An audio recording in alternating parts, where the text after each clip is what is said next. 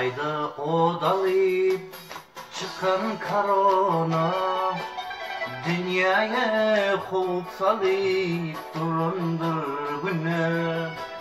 100-200 adamı öldürüp günde beni korkuzup oturan korona.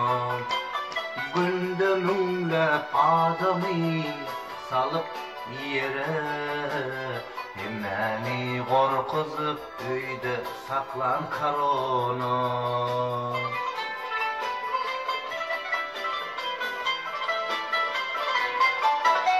Kitayda odalayıp, Kitaydan odalayıp düştüm sen yola.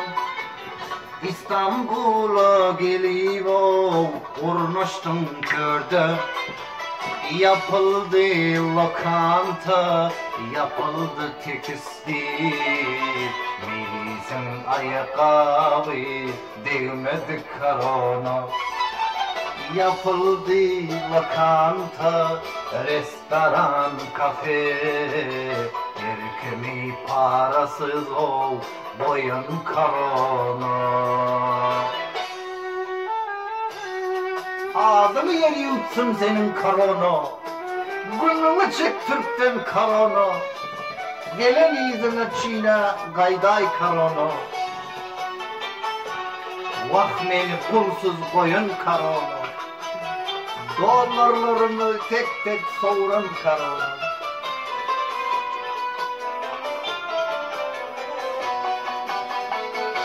Ellerde krizis, dolar 7 TL. Bak kapadı döviz sana, pul yok hiç kimde.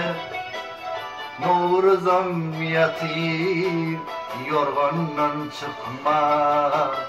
Babırın dilinde tolka korona. Yapıldı lokanta, yapıldı tekstil. Ayakkabı dükkana, bir ay korona.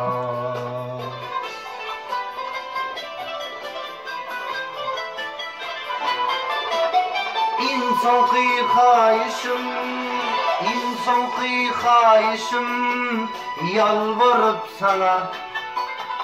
Biz hedeyin sen o giday korona. Benim işle pul tapıp yürü vermesek, çağalar pul deyip ağlayar gündür. Köyde ayalım çağalar gündür. İmoda sapşeni yazıya dolar koyverdi.